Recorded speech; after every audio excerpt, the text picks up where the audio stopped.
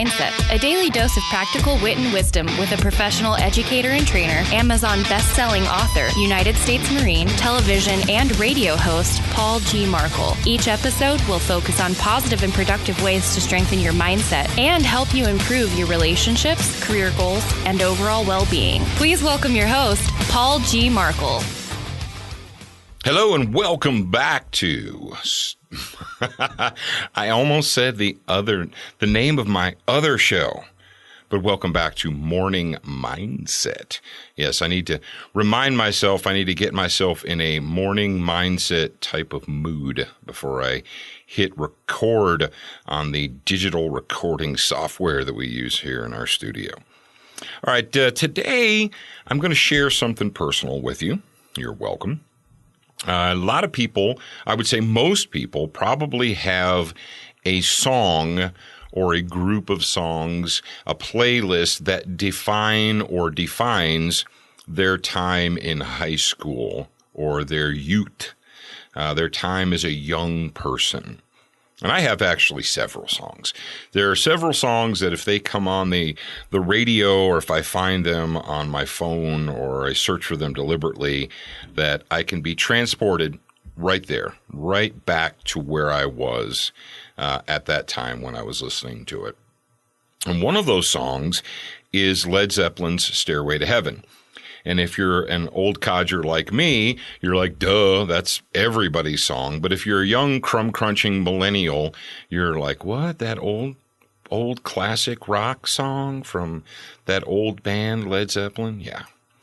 Now, the reason that, other than the obvious, that the fact that it is a monster ballad, why Stairway to Heaven means something to me is because when I went to high school in Detroit, when I started high school, at the time, it was the early 1980s. And if you know anything about music history, Stairway to Heaven was released in the late 70s. It became a monster hit. And the DJs that DJ'd our high school dances, that song was chosen to be the final dance of the night song. And I don't know how long they had been doing it before I went to high school there. And I don't know how long they continued to do it after I was gone. But while I was there, Stairway to Heaven, and it's a long song, that was the signal that this is the last dance of the night. Now, in modern times, people would be like, oh, that's a stupid song, and you don't dance to that. And the fact of the matter is, it was a slow song, but it wasn't a slow song. It was a slow song that got faster. Didn't matter. It didn't matter.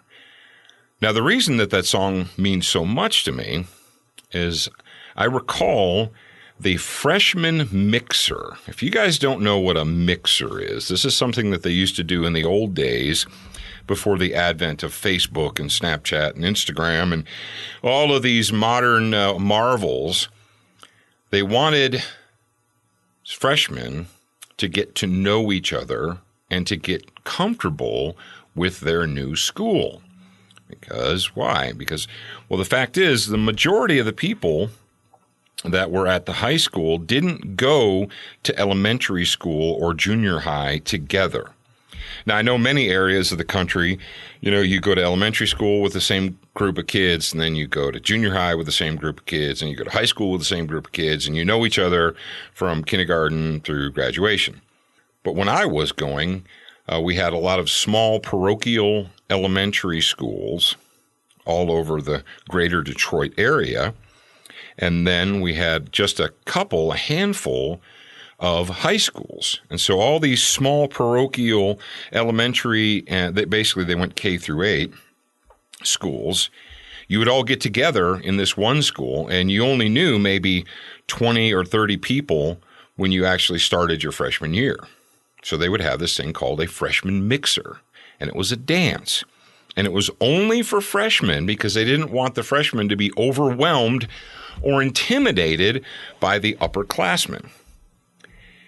Now, the people who put it together, in addition to teachers, obviously, was the student council.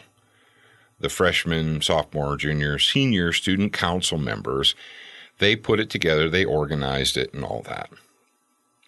And I remember during the freshman mixer asking 2 senior girls, I know, I was 14.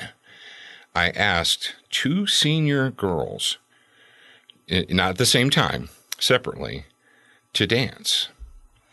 And they both did. And it was like I was dancing with angels. I was so far out of my league. But you know what?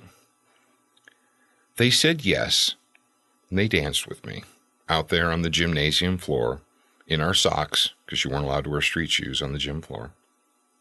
And their names were Janice McPhee and Patty Duffer. And you say, wow, Paul, how long ago has that been? It's been a while. Take today's date and go back to the fall of 1981, and that's how long it's been. Why do I remember them? And why do I remember that dance? And why do I remember that? Because, ladies and gentlemen, they were kind to me. Every freshman, every 13, 14, 15-year-old, doesn't matter whether you're a boy or girl, you're self-conscious, you're awkward, and I was no different. But even though I was an awkward, skinny 14-year-old freshman, these senior girls, do you guys remember that? Can you recall when you were 13 or 14 or even 15 years old, looking at the seniors, the high school seniors, and they just seemed so old and wise and mature and so far out of your league, even though today it's funny because if you look at someone that's 3 or 4 years older than you, you're like, whatever, no big deal. But back then, when you're that young, but those 2 girls, and they're obviously grown women now, but they were kind to me. And I remember that kindness all these years later. Now, kindness doesn't always have to be about just niceness or being, smiling and false niceness. Sometimes kindness can just be honesty. When I was in infantry school, when I was in the infantry school in the Marine Corps, the sergeant who was in charge of my assault section, and I was an assaultman, so we had an assault section. The sergeant who was in charge was a salty infantry Marine, and he took the time, and I talked about him before. His name was Fred Sizemore, Sergeant Sizemore. He took the time not only to teach us what he was supposed to teach us, what it said in the, he had the 3-ring binder that said, teach these kids this. These are the subjects you need to cover. These are the tests you need to give. This is what you have to do according to the rules. He did more than that. And he was honest with us. He told us, he said, there's the way they say things are, and there's the way things really are in the infantry, in the Marine Corps. He told us that the Marine Corps, he goes, you might think it's big, it's a large organization. He said, but the Marine Corps is a small organization in the global scheme of things, and the infantry is even smaller. He said, you might think that you can screw someone over here and you'll never see them again. He said, but you will. And he said, or you could treat someone right and do the right thing. He goes, and you'll end up in a unit with them a year or 2 or so from now, and you'll already have a relationship established with them the moment you arrive. And Fred Sizemore was absolutely right. Everywhere I went in the Marine Corps, every base I checked into or checked onto, every unit I was a part of, I ended up at some point in time running into or being stationed with people, Marines, infantrymen, that I had known previously. Now, Sergeant Sizemore would not fit the general textbook description of kind or kindness, but he was kind to us because he was honest with us, and he told us exactly what we could expect out of our new lives, out of our lives as Marine Corps infantrymen. And I remember that. I remember that to this day. I remember his name, and I remember how he treated us because of the staying power of kindness.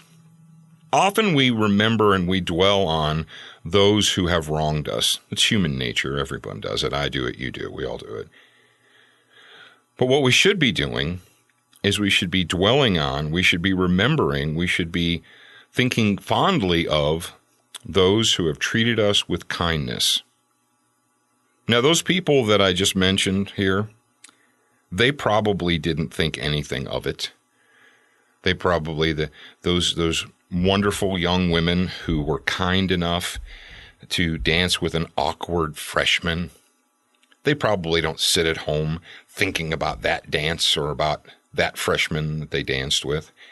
Sergeant Sizemore probably had hundreds, if not thousands, of young privates and PFCs go through his school that were in his in the assault section while he was stationed with the School of the Infantry there on Camp Geiger. He probably doesn't remember me as an individual, but that's okay because I remember them. I remember them all. Things that you do that you don't think anything about may resonate with others. If you are honest, if you are kind, if you are considerate to other people, you have no idea. That could resonate with them and stick with them for years and years. There's a definite staying power to kindness. So give it a try. All right, ladies and gentlemen, I am your host, Paul Markle, and I will talk to you again real soon. Thank you for spending time with us today. To get show notes, submit a topic request, and for more from your host, Paul G. Markle, visit morningmindsetpodcast.com. That's morningmindsetpodcast.com. Please leave a review for this podcast on your favorite podcast player. We appreciate your time and effort, and we look forward to reading your honest feedback.